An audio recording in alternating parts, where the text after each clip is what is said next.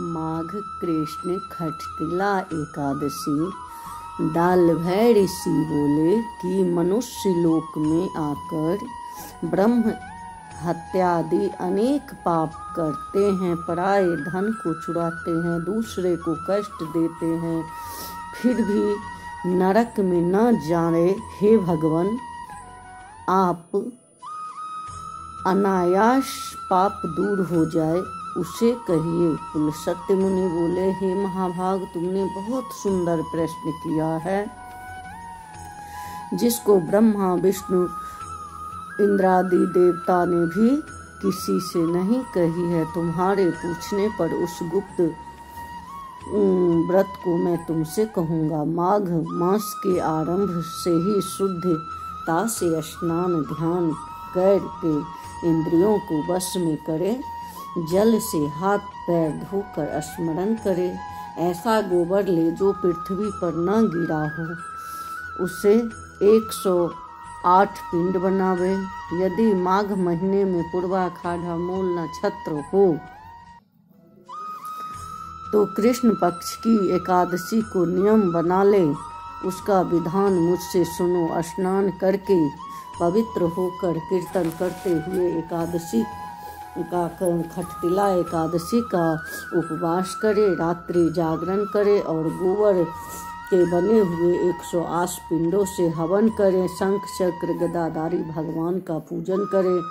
चंदन अगर कर्पूर से भूरा मिला हुआ प्रसाद चढ़ाकर बारंबार उनको नमस्कार करे। अगर यदि ये सब ना हो तो सिर्फ सुपारी लेकर ही भगवान को हाथ जोड़कर प्रार्थना करे। अर्घ्य दे कर जनार्दन से पूजन करके प्रार्थना करे, हे कृष्ण, आप दयालु तथा पापियों को मोक्ष देने वाले हैं। हे लक्ष्मी समेत मेरे किए हुए इस व्रत को स्वीकार कीजिए।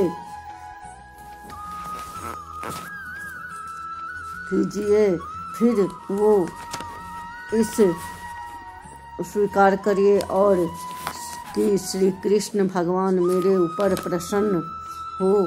खेत में तिल बोने से जितनी संख्या में तिल पैदा होते हैं, उतने ही 1000 वर्ष तक वह मनुष्य स्वर्ग में निवास करता है।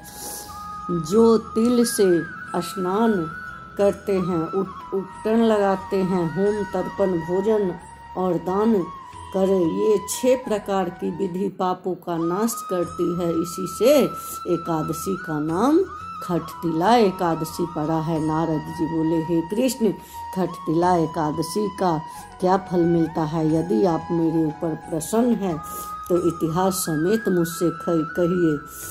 फिर श्री कृष्ण बोले, हे नारद, एक ब्राह्मणी मनुष्य लोक में बहुत व्रत उपवास करती थी। वह ब्रह्मचर्य व्रत का पालन करती थी, देवताओं का पूजन करती थी, पूरे माघ महीने नियम निष्ठा से स्नान करती थी, श्री कृष्ण का उपवास करती थी, पूजा में लगी रहती थी। नित्य व्रत करने से उसका शरीर दुर्लभ हो गया था।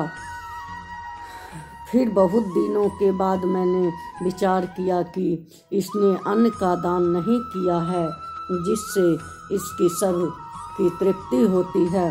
उसकी आज करने को मैं मनुष्य लोक में गया। भिक्षुक का रूप धारण करके भिक्षा पात्र लेकर उस ब्राह्मणी के घर पर गया भिक्षा मांगने।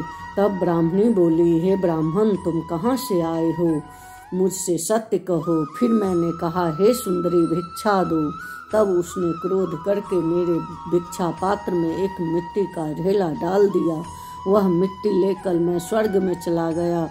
फिर व्रत करने वाली तपस्वी भी व्रत के प्रभाव से वो भी देह समेत स्वर्ग में आ गई। मिट्टी की पिंडदान करने से उसको एक सुंदर घर मिल गया, परंतु उस घर में अन्न और धन नहीं था। हे विप्र, उसने जो प्रवेश किया तो वहाँ कुछ भी नहीं देखा।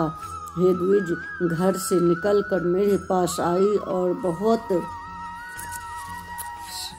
घर से निकलकर मेरे पास आई और कुपित होकर बोली कि सब लोगों को रचने वाले भगवान का मैं बड़े कठिन व्रत उपवास पूजा आराधना की है, परंतु हे जनार्दन मेरे घर में तो अन्न धन कुछ भी नहीं है।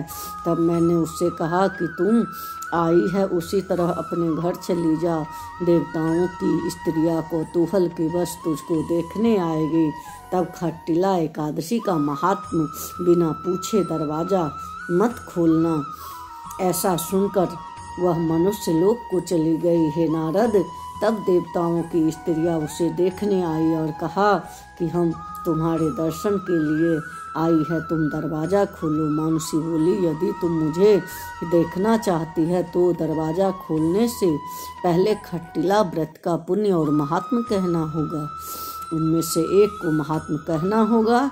उनमें से एक ने महात्म सुना दिया और कहा कि मानुषी दरवाज़ा खोलो, तो तुझको देखना आवश्यक है। दरवाज़ा खोल दिया। उन सबने मानुषी को देख लिया। देवियों के उपदेश से सत्य पर चलने वाली उस मानुषी ने मुक्ति और भुक्ति देने वाले खट्टिला का व्रत किया। तब वह मानुषी क्षण भर में रूपवती और कांति युक्त हो गई और उसके यहाँ धन धान्य का वस्त्र सुवर्ण चांदी से सब हो गया। विधि पूर्वक किया हुआ दान सब पापों का नाश करता है। हे मुनि, उत्तम इससे शरीर में थकावट, अनर्थ अथवा कष्ट नहीं होगा।